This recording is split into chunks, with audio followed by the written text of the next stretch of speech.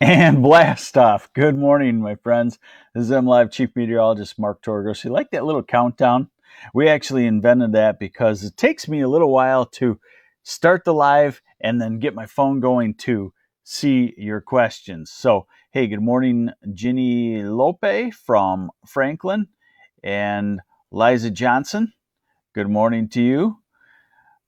And good morning, Ryan Lynch. All right, here we go. So rain overnight. Did you hear a couple of rumbles of thunder? I did.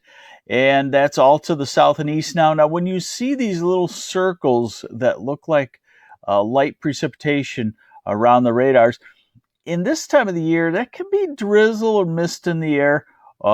Generally dries up as we go into the middle half of the morning. But generally, you see, obviously, nothing showing up on the radar there. But wait, there's more. The next weather system. Yeah, and it's the time of the year where we got to use the word weather system instead of rain system, because this one's going to have some snow across the UP, and I will show that to you here in just a second. Here's a look at the forecast, and it depends on where you're at. Far south lower, Kalamazoo, Grand Rapids, Lansing, Jackson, Ann Arbor, Detroit, you're going to cool down after the storm system rolls through on Friday, but you're not going to get really cold. Then you get north to Traverse City and Cadillac and Gaylord area, and you get kind of chillier than you should be, and then you get to the UP, and it's like winter. So here we go. All right, so here's today, and today will be a dry day during the daylight hours. We should even see some occasional sunshine. Sam Mead says we have snow on the roads in Bessemer, and it's only October 20th. And I think that's important because, we know that the cold snowpack that builds up in Canada, Minnesota, Western UP, Northwest Wisconsin, when that builds up in November, it allows the cold air to start building and then eventually makes it down. When it builds up in late October, you know what that means. Everything runs a month ahead of schedule. Here's an overnight forecast. The rain will be coming back in from south to north. So the southern half of the state will have rain redevelop overnight tonight. And it's slow to push out now. Yesterday, I talked about the southern part of the state getting into the warm sector, but it's going to be late in the day or more likely evening. About an inch of snow on the ground in Saginaw this morning. Hey, send us some pictures. Oh, yeah, and the tropical shirt still for Friday, and I'll show you why in just a second. So this is tomorrow afternoon, and see how the warm front has shifted north of Flint and north of Grand Rapids. So late in the day, 4, 5, 6 o'clock, you dry out and warm up in the southern third of the state, and then overnight, we warm up overnight. Thursday night, as we get into the warm sector, we wake up Friday morning to a pretty mild temperature pattern in most of lower Michigan. And then here comes the cold front. This is Friday afternoon. The line of showers and thunderstorms into the Thumb, into Flint, Saginaw, Bay City, Grand Rapids by 2 o'clock in the afternoon. Maybe not Ann Arbor and Detroit just yet, but that'll be there very quickly late afternoon, 4, 5, 6 o'clock into the Detroit and Ann Arbor areas. And that's the cold front. It will scoot on through, and by Saturday morning, it's out of the area, and then we're into a north-northeast wind and a whole lot cooler temperatures. Alicia Bird Johnson, yes, Friday golf. I would go for something in the morning to very early afternoon would be a good time. And then we go into Sunday and the next storm system. And here we are, colder temperatures again. So you're seeing more snow across the UP. So we're starting to get into an active storm track. And you know what? It fits exactly with what the storm track that the Climate Prediction Center has laid out for a La Nina winter. And although we don't look at the temperatures week by week officially for a La Nina, I saw a tweet from a guy that I follow, and he noted that last week the temperatures dropped again quite a bit out in the ocean Again, a sign of a strengthening La Nina. So how much rain out of this? Well, the rain on Thursday probably adds a quarter to a half inch. I guess I should say tonight and Thursday.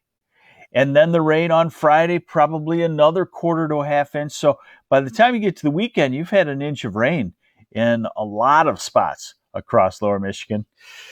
And yes, sorry, we got to use the snowfall map too.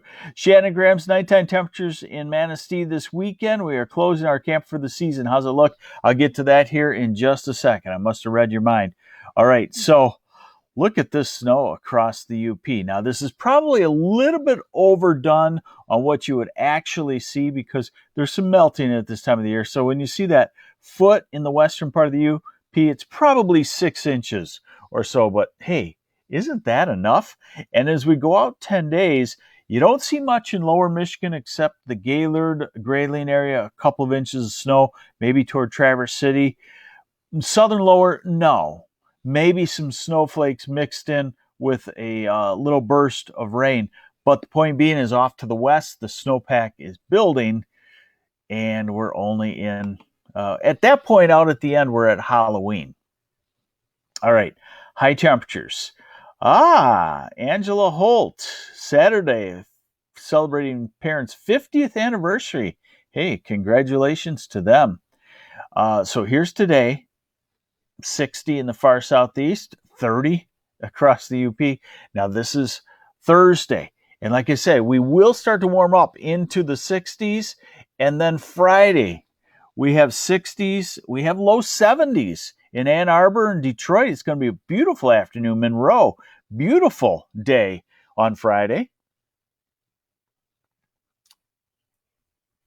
Brian Pokorny, what does La Nina mean for Michigan? Any insight into this year's winter? Snowy and cold for lower Michigan? If you search MLive La Nina Torregrossa, I do have a few recent posts that I made about that. Basically, in a nutshell, what La Nina means for us is there's no real signal on temperature, but it puts us into a wet storm track coming from the southwest, coming out of the Ohio Valley our way. And, if we end up warmer than normal during one of those storms, we can get some winter rain or freezing rain. If we end up colder than normal, we'll get some snow. So the thing is, it looks like ample precipitation, probably mixed between snow, freezing rain, sleet, and rain, a mess. And probably not extreme cold. We'll have to see on that. So there's Friday. There's Saturday, the cooler weather. There's Sunday, cooler weather. Monday and Tuesday. And these are high temperatures, and you want to continue to look back to the Northwest where highs are only going to be in the 30s. And someone asked about Manistee on the weekend. So these are low temperatures. Friday morning will be warm in the southeast ahead of that warm sector. Hey, Lisa Cesare from Frankenmuth, good morning. And Cindy Jackson from Georgia, good morning. And Ryan Budzinski. Okay, and now here's Saturday morning and Sunday morning. So someone asked about Manistee. You're probably looking at morning temperatures 32 to 35-ish on both Saturday and Sunday. We'll go into next week, and look at the low temperatures up in the western UP in the teens, and in Minnesota in the low teens. What should it be at this time of the year? These are the long-term average high temperatures. And Brad Ziegler, is it time to put the lawnmower away? I would say if you get one more mowing, the grass will pretty much be dormant by the time we get to early next week because of the cold air, and you shouldn't really have much growth. Those are the average low temperatures for this time of the year. So Detroit still should be about 40 for a low.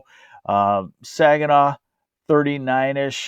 Grand Rapids, 39. Traverse City, 39. Inland areas, 34. UP in the low 30s. So when we're looking at low temperatures in the teens and 20s, we're talking that is well ahead of its time.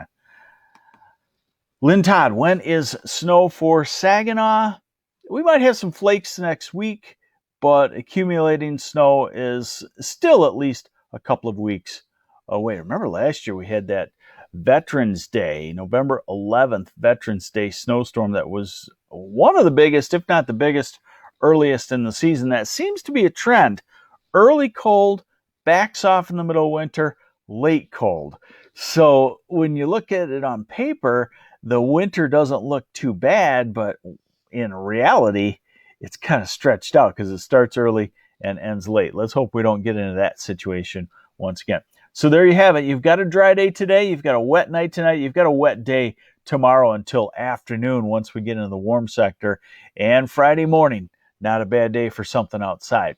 There's your MLive morning weather update. Thanks for joining me. I'm MLive Chief Meteorologist Mark Torregrossa.